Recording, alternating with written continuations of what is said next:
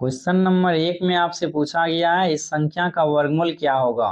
देखिए, अगर आप इस क्वेश्चन को बेसिक से सॉल्व करते हैं तो हो सकता है आपको कुछ समय लग जाए, लेकिन अगर आप इस क्वेश्चन को सॉल्व करने के लिए यूनिट डिजिट का इस्तेमाल करते हैं तो इस क्वेश्चन को 5 से 10 सेकेंड में सॉल्व कर सकते हैं। समझिएगा कैसे।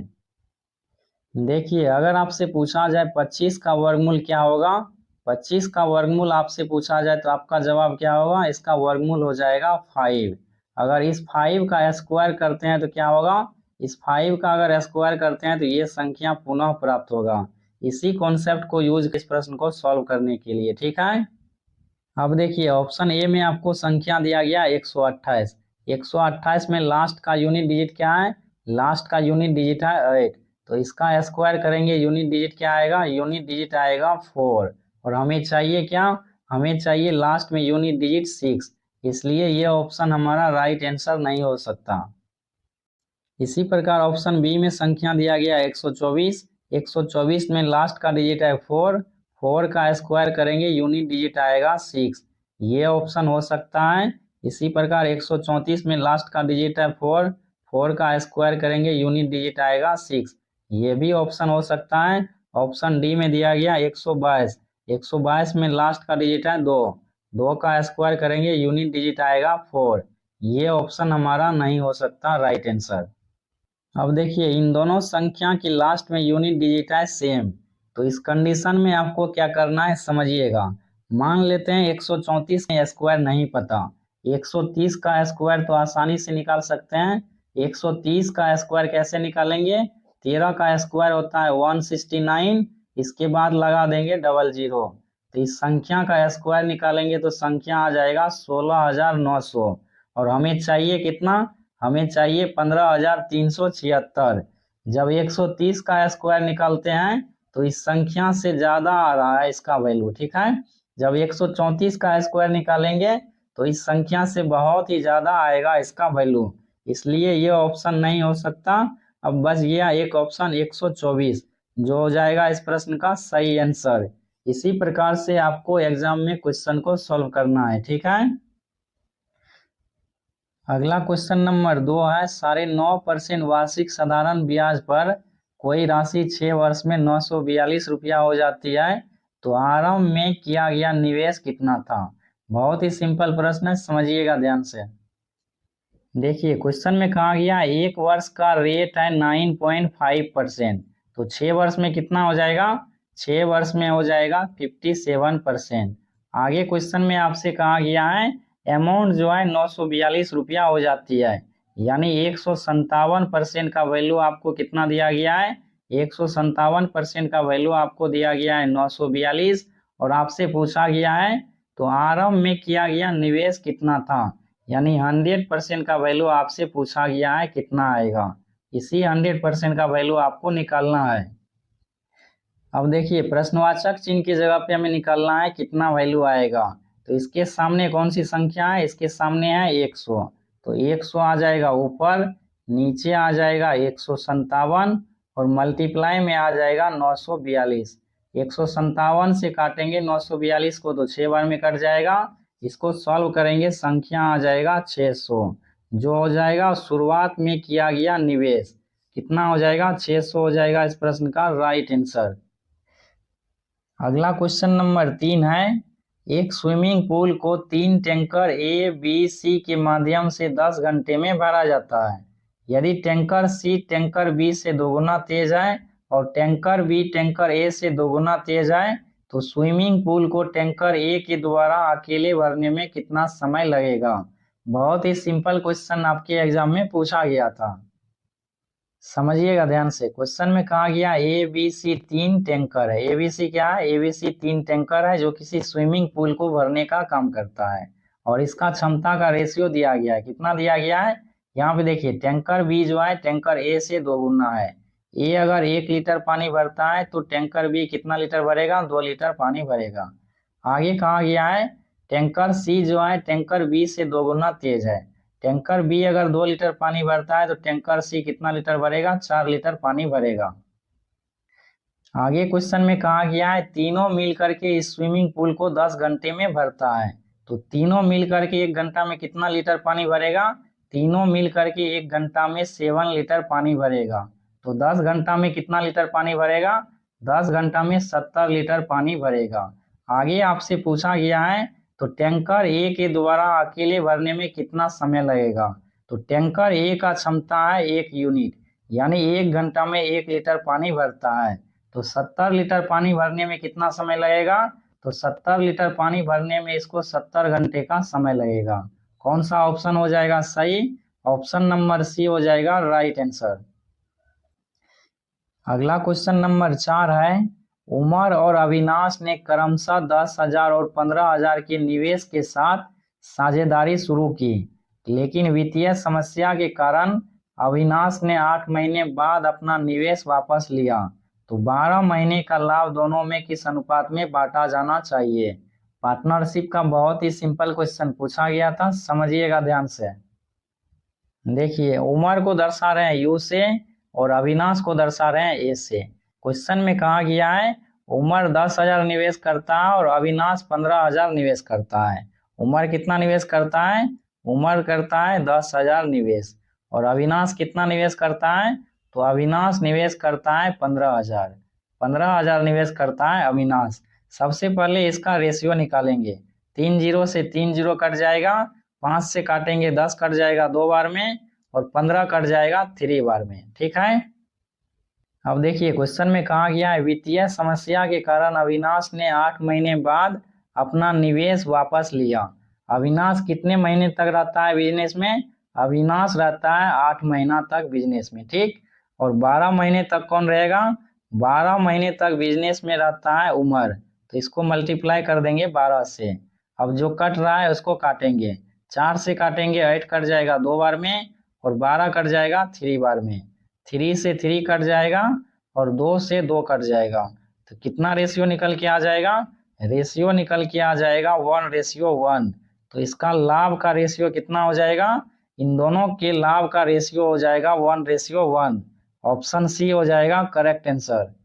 अगला क्वेश्चन नंबर 5 है, 13 मीटर लंबी एक सीढ़ी एक खिड़की तक पहुंचती है जो सड़क के किनारे की जमीन से 12 मीटर ऊपर है। यदि इसके पाद को उसी बिंदु पर रखते हुए सीढ़ी को सड़क के दूसरी ओर लगाया जाए तो यह खिड़की तक 5 मीटर की ऊंचाई तक पहुंचती है। तो सड़क की चौड़ाई ज्ञात करें। अगर आपको हाइट एंड डिस्टेंस में फिगर बनाना आ गया तो क्वेश्चन को आप 5 सेकेंड के अंदर में सॉल्व कर सकते हैं। फिगर कैसे बनाना है समझिएगा ध्यान से। देखिए क्वेश्चन में कहा गया एक सड़क के किनारे से, सड़क का किनारा मान लेते हैं यहाँ पे है, इस किनारे से किसी खिड़की की ऊंचाई है 12 मीटर। कितना मीटर है? 12 मीटर ऊंचाई है। और सीढ़ी की लंबाई कितना है? ये रहा सीढ़ी, सीढ़ी की लंबाई दिया गया आपको 13 मीटर। इसी सीढ़ी को सड़क के दूसरी ओर लगाएंगे तो सीढ़ी की लंबाई कितना हो जाएगा? 13 मीटर हो जाएगा। ये रहा सड़क और खिड़की की ऊंचाई कितनी है? तो सड़क से खिड़की की ऊंचाई है 5 मीटर। ठीक है, इस प्रकार से इसका फिगर बनेगा। अब देखिए इस सीढ़ी की लंबाई आपको दिया गया है 13 मीटर। इसी सीढ़ी को दूसरी तरफ लगाया गया है तो इसकी भी लंबाई हो जाएगा 13 मीटर। सड़क से खिड़की की ऊंचाई कितना दिया गया है? सड़क से खिड़की की ऊंचाई दिया गया है 12 मीटर और दूसरी तरफ सड़क से खिड़की की ऊंचाई दिया गया है आपको 5 मीटर। आपसे पूछा गया है इस सड़क की चौड़ाई कितनी होगी? इस सड़क की चौड़ाई आपसे पूछा गया है। अब देखिए आपको एक कॉन्सेप्ट पता होगा, 5, 12, 13 का ट्रिपलेट बनता है। पाइथागोरस थ्योरम में 5, 12, 13 का ट्रिपलेट बनता है। इस भुजा की लंबाई है 12 मीटर और इस भुजा की लंबाई है 13 मीटर। तो इस भुजा की लंबाई कितना मीटर हो जाएगा? इस भुजा की लंबाई हो जाएगा 5 मीटर। इसी प्रकार इस भुजा की लंबाई है 5 मीटर और इस भुजा की लंबाई है 13 मीटर। इस भुजा की लंबाई है 13 मीटर तो इस भुजा की लंबाई कितना हो जाएगा? इस भुजा की लंबाई हो जाएगा 12 मीटर। टोटल सड़क की चौड़ाई कितना हो जाएगा? टोटल सड़क की चौड़ाई हो जाएगा 5 + का 12, टोटल आ जाएगा 17 मीटर। ऑप्शन डी हो जाएगा राइट आंसर। अगला क्वेश्चन नंबर 6 है, किसी थैले में लाल और नीले रंग की गेंदों की संख्या का अनुपात स्थिर है। जब उसमें 44 लाल गेंद थे तो नीले गेंदों की संख्या 36 थी। यदि नीले गेंदों की संख्या 54 हो तो थैले में लाल गेंदों की संख्या कितनी होगी? बहुत ही सिंपल क्वेश्चन है, इस क्वेश्चन को भी आप 5 से 10 सेकेंड में सॉल्व कर सकते हैं, लेकिन आपको तरीका पता होनी चाहिए। समझिएगा ध्यान से। देखिए R से दर्शा रहे हैं लाल गेंदों की संख्या को और N से दर्शा रहे हैं नीले गेंदों की संख्या को। क्वेश्चन में कहा गया है जब उसमें 44 लाल गेंद थे तो नीले गेंदों की संख्या 36 थी। लाल गेंदों की संख्या कितनी है? तो लाल गेंदों की संख्या जब 44 है तो नीले गेंदों की संख्या 36 है। सबसे पहले इन दोनों का लेंगे रेशियो। रेशियो कितना आ जाएगा? 4 से काटेंगे 44 कट जाएगा 11 बार में और 36 कट जाएगा 9 बार में। इन दोनों का रेशियो आ जाएगा 11:9। आगे क्वेश्चन में कहा गया है यदि नीले गेंदों की संख्या 54 हो। नीले गेंदों की संख्या कितनी हो? नीले गेंदों की संख्या दिया गया है 54। कितना गुना दिया गया है? तो 9 का 6 गुना दिया गया है। इसी प्रकार आपसे पूछा गया है तो थैले में लाल गेंदों की संख्या कितनी है? तो ये भी हो जाएगा 6 गुना। 11 का 6 गुना करेंगे कितना आ जाएगा? 66 हो जाएगा लाल गेंदों की संख्या। ऑप्शन ए हो जाएगा करेक्ट आंसर। अगला क्वेश्चन नंबर 7 है निम्नलिखित में से कौन सा सही है। आपको 4 ऑप्शन दिया गया है, इन चारों ऑप्शन में से बताना है कौन सा ऑप्शन सही है। 2 ऑप्शन तो सबसे पहले आप काट सकते हैं, ये दोनों ऑप्शन गलत दिया गया है क्योंकि 29/6 कभी भी इक्वल नहीं होगा 53/12 के। ठीक है, तो इस प्रकार से 2 ऑप्शन कट जाएगा। अब देखिए ऑप्शन सी में आपको दिया गया 29/6 ग्रेटर देन 43/12। तो इसको करेंगे क्रॉस मल्टीप्लिकेशन। 29 को जब 12 से मल्टीप्लाई करेंगे कितना आ जाएगा? देखिए जब 29 को 12 से मल्टीप्लाई करेंगे कितना आ जाएगा? संख्या आ जाएगा 348। इसी प्रकार 43 गुना 6 करेंगे कितना आ जाएगा? 43 गुना 6 करेंगे संख्या आ जाएगा 258। तो इन दोनों में सबसे बड़ी संख्या कौन है?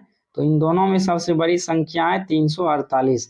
तो ये जो ऑप्शन दिया गया ऑप्शन सी राइट दिया गया है और ऑप्शन डी रॉन्ग दिया गया है। तो सही आंसर हो जाएगा ऑप्शन सी।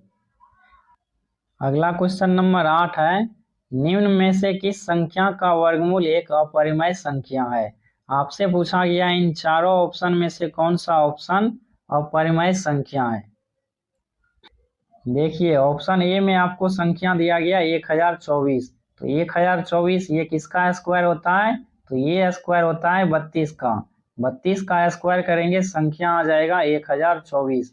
इसी प्रकार 4096 ये किसका स्क्वायर होता है? तो ये स्क्वायर होता है 64 का। 64 का जब स्क्वायर करेंगे संख्या आ जाएगा 496। इसी प्रकार 2401 ये किसका स्क्वायर होता है? तो ये स्क्वायर होता है 49 का।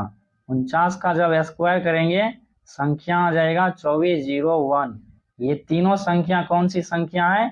ये तीनों संख्या है परिमेय संख्या। कौन सी संख्या है? ये तीनों संख्या है परिमेय संख्या।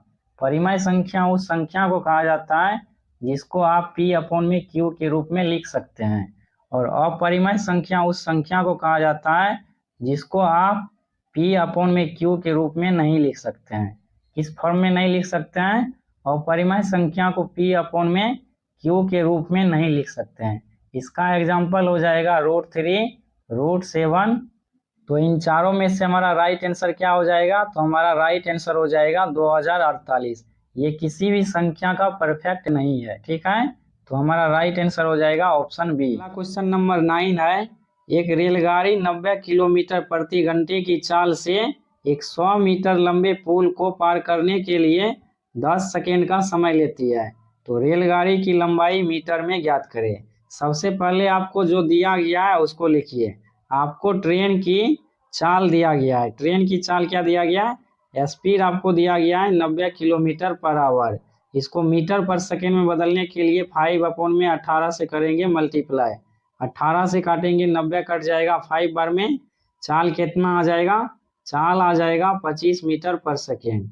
अब देखिए क्वेश्चन में कहा क्या गया है 100 मीटर लंबे पुल को पार करने में 10 सेकेंड का समय लेती है। तो दूरी क्या हो जाएगा?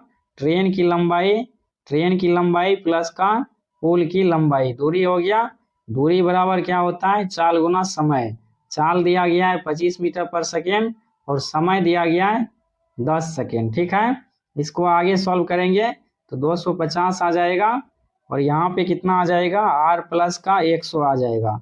ट्रेन की लंबाई कितना आ जाएगा, तो r बराबर हो जाएगा, ट्रेन की लंबाई आ जाएगा 250 में से 100 माइनस करेंगे, कितना आ जाएगा, 250 में से 100 माइनस करेंगे, 150 मीटर आ जाएगा ट्रेन की लंबाई। ऑप्शन डी हो जाएगा राइट आंसर। अगला क्वेश्चन नंबर 10 है, 1600 रुपए की राशि पर 6 साल की अवधि के लिए 5% वार्षिक दर पर अर्जित ब्याज कितना होगा। बहुत ही सिंपल क्वेश्चन है। मूलधन आपको दिया गया है 1600 रुपया, 6 साल का समय दिया गया है, 5% का रेट दिया गया है। अगर 1 साल में 5% का रेट है तो 6 साल में कितना हो जाएगा, 6 साल में ब्याज हो जाएगा 30%। तो सिंपल इसका 30% निकालेंगे, परसेंटेज हटा देंगे, नीचे आ जाएगा 100, 00 से 00 कट जाएगा, तो सिंपल इंटरेस्ट कितना आ जाएगा, 480 रुपया आ जाएगा साधारण ब्याज। ऑप्शन बी हो जाएगा करेक्ट आंसर। अगला क्वेश्चन नंबर 11 है, तपस, अभी और ऋषि के बीच एक केक को बांटा गया। यदि तपस को केक का 1/2 भाग मिला, ऋषि को 1/3 भाग मिला और शेष अभी को प्राप्त हुआ, तो अभी को कितना भाग प्राप्त हुआ। इस प्रश्न को भी 5 सेकेंड में सॉल्व करने का बेहतरीन तरीका बता रहे हैं, समझिएगा ध्यान से। देखिए, तपस को दर्शा रहे हैं टी से, अभी को दर्शा रहे हैं ए से, और आर से दर्शा रहे हैं ऋषि को। क्वेश्चन में कहा गया है, यदि तपस को केक का 1/2 भाग मिलता है, आधा भाग किसको मिलता है, तपस को मिलता है आधा भाग, और ऋषि को मिलता है 1/3 भाग। अगर आपको टोटल पता चल जाए तो आप बता सकते हैं अभी को कितना भाग मिलेगा। टोटल निकालने के लिए आपको लेना पड़ेगा इन दोनों का एलसीएम। 2 और 3 का एलसीएम निकालेंगे, कितना आ जाएगा, 6 आ जाएगा। अब समझिए, टोटल है 6, इसका आधा किसको मिलेगा, इसका आधा मिलेगा तपस को, तो कितना आ जाएगा, 3 आ जाएगा, यानी 3 भाग मिलेगा तपस को। इसके बाद समझिए, 1/3 भाग किसको मिलेगा, टोटल का 1/3 भाग मिलेगा ऋषि को, तो कितना आ जाएगा, 2 आ जाएगा। ऋषि को कितना भाग मिलेगा, तो ऋषि को मिलेगा 2 भाग, 3 भाग इसको मिल गया और 2 भाग इसको मिल गया, तो कितना बच गया, 1 भाग बच गया। टोटल, क्योंकि टोटल है 6, तो 1 भाग बच गया। यही आपसे पूछा गया है। तो शेष अभी को प्राप्त हुआ, तो अभी को कितना भाग प्राप्त हुआ, तो टोटल कितना है, टोटल है 6, जिसमें से 1 भाग मिलेगा अभी को, तो 1/6 हो जाएगा राइट आंसर। ऑप्शन बी हो जाएगा करेक्ट आंसर। इस शिफ्ट में इतना ही क्वेश्चन पूछा गया था, इसलिए इस क्लास को यहीं पे खत्म करते हैं। मिलते हैं हम लोग अगले क्लास में। तब तक के लिए चैनल पे नया है तो चैनल को सब्सक्राइब कर लीजिए, ताकि आपको इसी तरह आगे का क्लास कंटिन्यू मिलता रहे।